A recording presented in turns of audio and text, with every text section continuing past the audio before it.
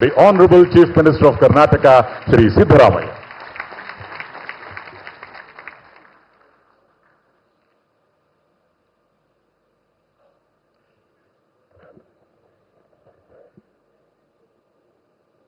ಎಲ್ಲರಿಗೂ ನಮಸ್ಕಾರಗಳು.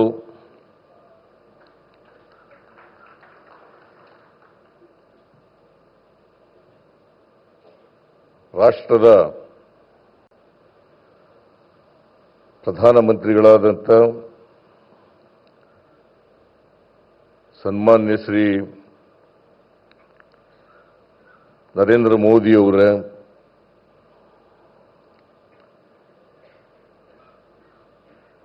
ರಾಜ್ಯದ ರಾಜ್ಯಪಾಲರಾದಂಥ ಸನ್ಮಾನ್ಯ ತಾವರ್ ಚಂದ್ ಗೆಹ್ಲೋಟ್ ಅವರ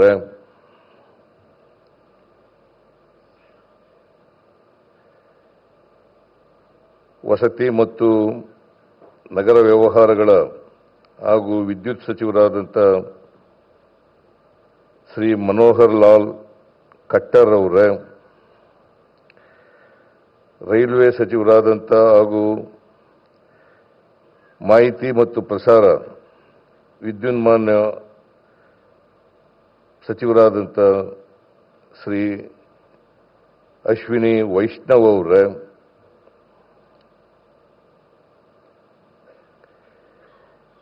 ರಾಜ್ಯದ ಉಪ ಮುಖ್ಯಮಂತ್ರಿಗಳಾದಂಥ ಡಿ.ಕೆ. ಶಿವಕುಮಾರ್ ಅವರ,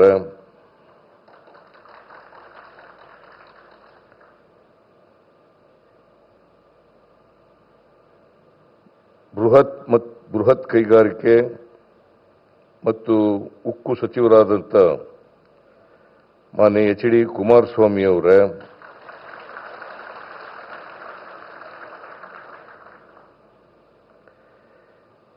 ಜಲಶಕ್ತಿ ಮತ್ತು ರೈಲ್ವೆ ಖಾತೆ ರಾಜ್ಯ ಸಚಿವರಾದಂಥ ವಿ. ಸೋಮಣ್ಣ ಅವರ, ಸೂಕ್ಷ್ಮ ಸಣ್ಣ ಮತ್ತು ಮಧ್ಯಮ ಉದ್ಯಮಗಳು ಹಾಗೂ ಪ್ರಾಥಮಿಕ ಮತ್ತು ಉದ್ಯೋಗ ಖಾತೆ ರಾಜ್ಯ ಸಚಿವರಾದಂಥ ಕುಮಾರಿ ಶೋಭಾ ಕರಂದ್ಲಾಜೆಯವರ,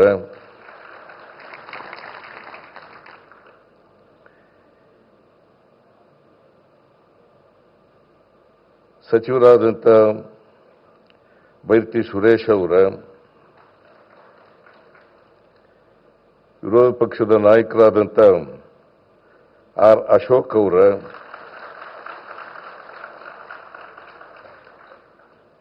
ಬೆಂಗಳೂರು ದಕ್ಷಿಣ ಲೋಕಸಭಾ ಕ್ಷೇತ್ರದ ಲೋಕಸಭಾ ಸದಸ್ಯರಾದಂಥ ಶ್ರೀ ತೇಜಸ್ವಿ ಸೂರ್ಯ ಅವರ,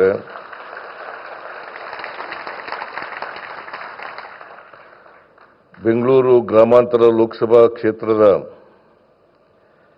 ಲೋಕಸಭಾ ಸದಸ್ಯರಾದಂಥ ಡಾಕ್ಟರ್ ಸಿ.ಎನ್. ಮಂಜುನಾಥ್ ಅವರ,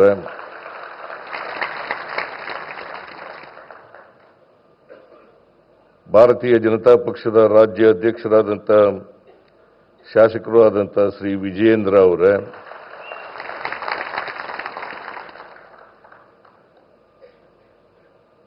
ಈ ಸಮಾರಂಭದಲ್ಲಿ ಭಾಗವಹಿಸಿರ್ತಕ್ಕಂಥ ಆತ್ಮೀಯ ಮಹಿಳೆಯರೇ ಮತ್ತು ಮಹನೀಯರೇ, ಮಾಧ್ಯಮದ ಸ್ನೇಹಿತರೆ, ನಾನು ಮೊದಲಿಗೆ ಕರ್ನಾಟಕ ಸರ್ಕಾರದ ವತಿಯಿಂದ ಸನ್ಮಾನ್ಯ ಪ್ರಧಾನಮಂತ್ರಿಗಳಾದಂಥ ನರೇಂದ್ರ ಮೋದಿ ಅವರಿಗೆ ಬೆಂಗಳೂರಿಗೆ ಬಂದು ರೈಲ್ವೆ ಹಳದಿ ಮಾರ್ಗ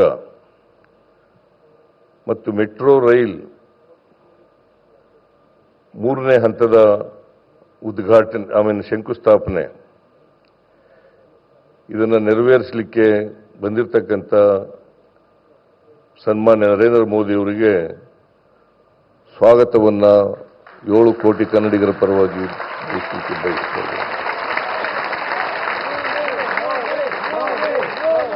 ಹಾಗೆಯೇ ವೇದಿಕೆ ಮೇಲಿರ್ತಕ್ಕಂಥ ಎಲ್ಲ ಆಹ್ವಾನಿತ ಅತಿಥಿಗಳಿಗೆ ಕರ್ನಾಟಕ ಸರ್ಕಾರದ ಪರವಾಗಿ ಸ್ವಾಗತವನ್ನು ಬಯಸ್ತಾ ಇದ್ದೇನೆ.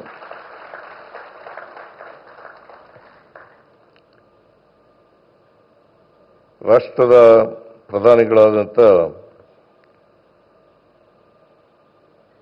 ನರೇಂದ್ರ ಮೋದಿಯವರು ಇವತ್ತು ಬೆಂಗಳೂರು ನಗರದಲ್ಲಿ 3 ಕಾರ್ಯಕ್ರಮಗಳನ್ನು ಹಮ್ಮಿಕೊಂಡು ಬಂದಿದ್ದಾರೆ. ಒಂದು, ಹಳದಿ ಮಾರ್ಗದ ಉದ್ಘಾಟನೆ, ಮೆಟ್ರೋ ಹಳದಿ ಮಾರ್ಗದ ಉದ್ಘಾಟನೆ. ಎರಡನೇದು, ಮೆಟ್ರೋ ರೈಲು 3ನೇ ಹಂತದ ಶಂಕುಸ್ಥಾಪನೆ. 4ನೇದು, ಒಂದೇ ಭಾರತ ಎಕ್ಸ್ಪ್ರೆಸ್ ರೈಲುಗಳಿಗೆ 3 ರೈಲುಗಳಿಗೆ ಚಾಲನೆಯನ್ನು ಕೊಡ್ತಕ್ಕಂಥ ಕಾರ್ಯಕ್ರಮ.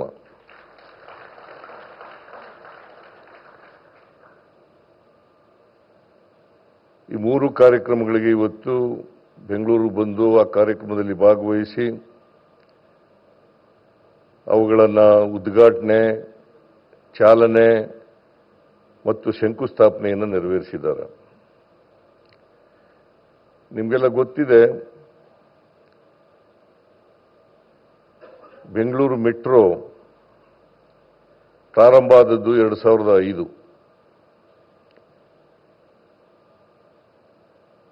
ಮನಮೋಹನ್ ಸಿಂಗ್ ರವರು ಪ್ರಧಾನಮಂತ್ರಿಯಾಗಿದ್ದಾಗ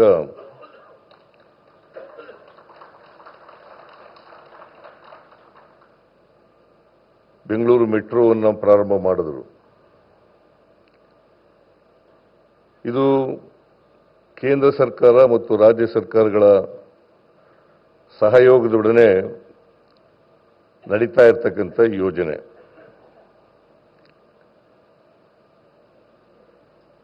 ಎರಡು ಕೇಂದ್ರ ಮತ್ತು ರಾಜ್ಯ ಸರ್ಕಾರಗಳ ಒಪ್ಪಂದ ಏನಪ್ಪಾ ಅಂತಂದ್ರೆ, ಈ ಯೋಜನೆಗೆ ಕೇಂದ್ರ ಸರ್ಕಾರ 50%, ರಾಜ್ಯ ಸರ್ಕಾರ 50%,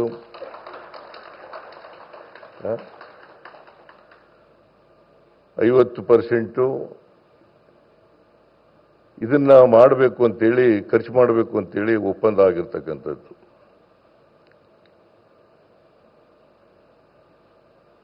ಆದರೆ ನಿಮಗೆ ತಿಳಿಸಬೇಕು ಅಂತಂದ್ರೆ,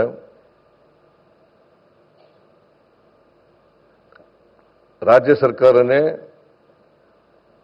ಹೆಚ್ಚು ಖರ್ಚು ಮಾಡ್ತಕ್ಕಂಥದ್ದು.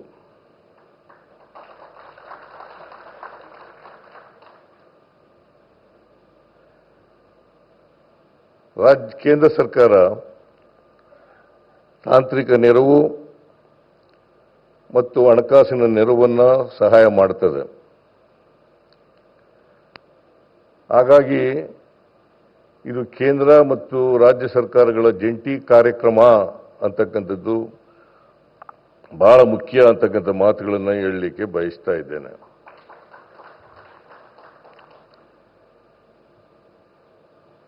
ಈಗಾಗಲೇ 96.10%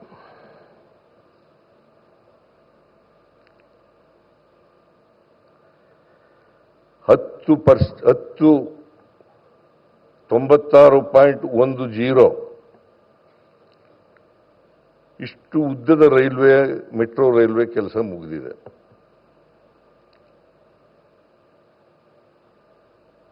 ಇದಕ್ಕೆ ರಾಜ್ಯ ಸರ್ಕಾರ ಸುಮಾರು 25,387 ಕೋಟಿ ರೂಪಾಯಿಗಳನ್ನು ಖರ್ಚು ಮಾಡಿದೆ.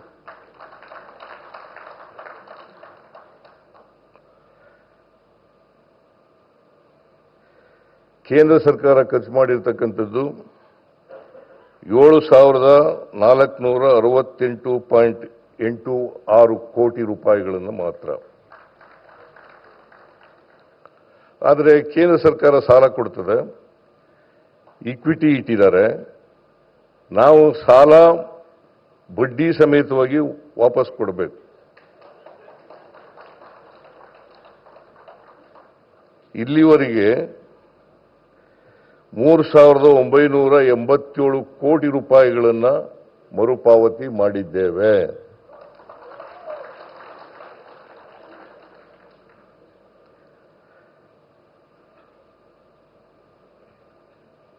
ಈ ಹಳದಿ ಮಾರ್ಗ ಇವತ್ತು ಉದ್ಘಾಟನೆ ಆಗಿದೆ. ಸುಮಾರು ಇದರ ಉದ್ದ 19.15 ಕಿಲೋಮೀಟರ್. 19.15 ಕಿಲೋಮೀಟರ್. ಇದಕ್ಕೆ ತಗಲಿರ್ತಕ್ಕಂಥ ಖರ್ಚು 7,160 ಕೋಟಿ ರೂಪಾಯಿಗಳು. 7,160 ಕೋಟಿ ರೂಪಾಯಿಗಳು.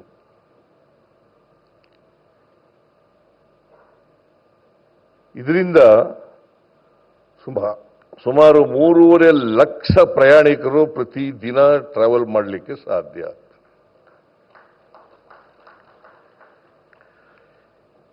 ಇಲ್ಲಿವರೆಗೆ ಮೆಟ್ರೋ ಟ್ರೈನ್ನಲ್ಲಿ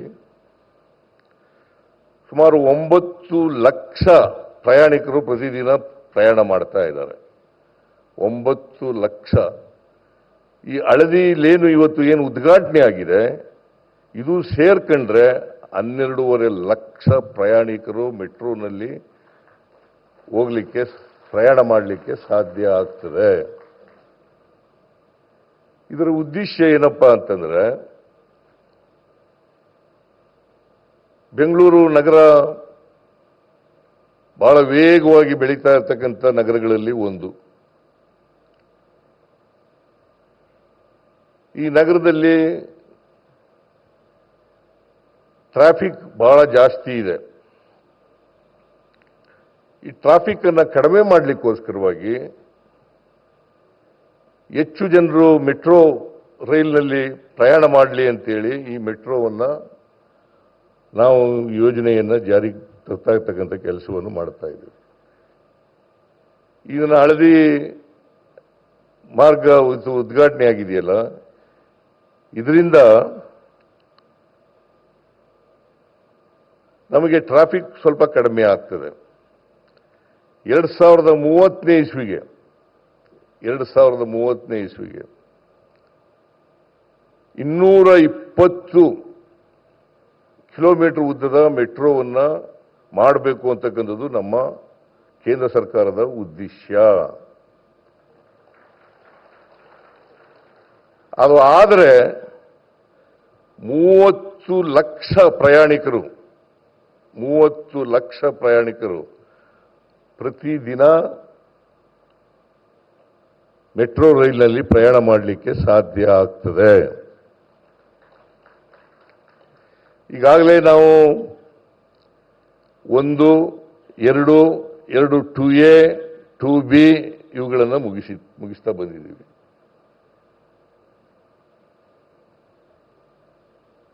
ಮೂರನೇ ಹಂತಕ್ಕೆ ಇವತ್ತು ಶಂಕುಸ್ಥಾಪನೆ ಆಗಲಿದೆ.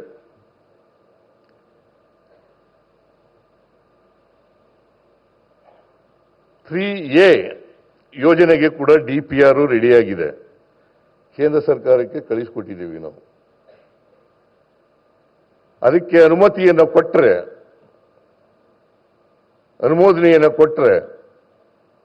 ಅದನ್ನು ಕೂಡ ಶುರು ಮಾಡಲಿಕ್ಕೆ ಸಾಧ್ಯ ಆಗ್ತದೆ. ಆಮೇಲೆ ಮೆಟ್ರೋ 4ರಲ್ಲಿ 53 ಕಿಲೋಮೀಟರ್ ಉದ್ದ ಇರ್ತಕ್ಕಂಥದ್ದು. 53 ಕಿಲೋಮೀಟರ್ ಉದ್ದ ಇರ್ತಕ್ಕಂಥದ್ದು. ಅದು ಆದರೆ 1, 2, 2A, 2B ಮತ್ತು 3 ಹಂತ 3, ಹಂತ 3ನೇ A ಆದರೆ 4ನೇದು ಕೂಡ ಆಗತ್ತೆ ಅಂತಕ್ಕಂಥ ಇದನ್ನ 2030 ಒಳಗಡೆ ಮುಗಿಸಿ 2030 ಒಳಗಡೆ ಮುಗಿಸಿ ನಾವು 30 ಲಕ್ಷ ಪ್ರಯಾಣಿಕರಿಗೆ ಮೆಟ್ರೋ ಟ್ರೈಲ್ನ ಉಪಯೋಗವನ್ನು ಮಾಡಿಕೊಡ್ತಕ್ಕಂಥ ಕೆಲಸವನ್ನು ಮಾಡ್ತೇವೆ. ಇದರಿಂದ ಬೇಕಾದಷ್ಟು ಟ್ರಾಫಿಕ್ ಪ್ರೆಷರ್ ಇದೆಯಲ್ಲ, ಆ ಒತ್ತಡ ಇದೆಯಲ್ಲ, ಆ ಒತ್ತಡ ಕಡಿಮೆ ಆಗಲಿಕ್ಕೆ ಸಾಧ್ಯ ಆಗ್ತದೆ. ಇದನ್ನು ಕರ್ನಾಟಕ ಸರ್ಕಾರ ಮಾಡ್ತದೆ ಅಂತಕ್ಕಂಥ ವಿಶ್ವಾಸ ನನಗಿದೆ.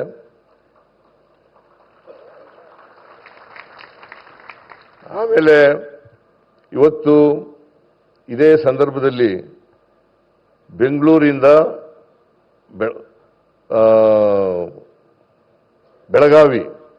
ಬೆಳಗಾವಿಗೆ ಟ್ರೈನ್ ಕೂಡ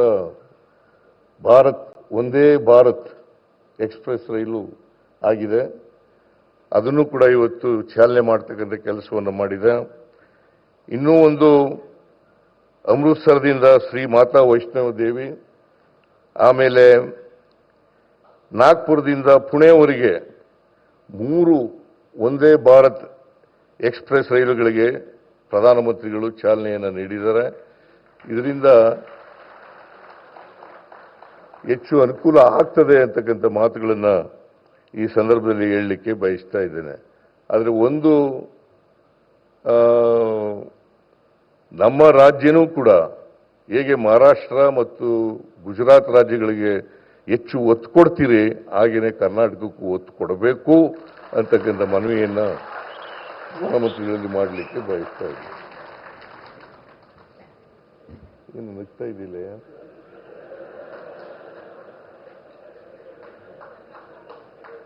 ಅಂತ ಹೇಳಿ ಪ್ರಧಾನಮಂತ್ರಿಗಳು ಹೆಚ್ಚು ಸಹಾಯವನ್ನು ಇದಕ್ಕೆ ಮಾಡಬೇಕು ಅಂತಕ್ಕಂಥ ಮಾತುಗಳನ್ನು ಹೇಳ್ತಾ ಮತ್ತೊಮ್ಮೆ ಪ್ರಧಾನಮಂತ್ರಿಗಳಿಗೆ ಸ್ವಾಗತವನ್ನು ಕೋರಿ ನನ್ನ ಮಾತುಗಳನ್ನು ಮುಗಿಸ್ತೇನೆ. ನಿಮ್ಮೆಲ್ಲರಿಗೂ ನಮಸ್ಕಾರ. ಜೈ ಹಿಂದ್, ಜೈ ಕರ್ನಾಟಕ.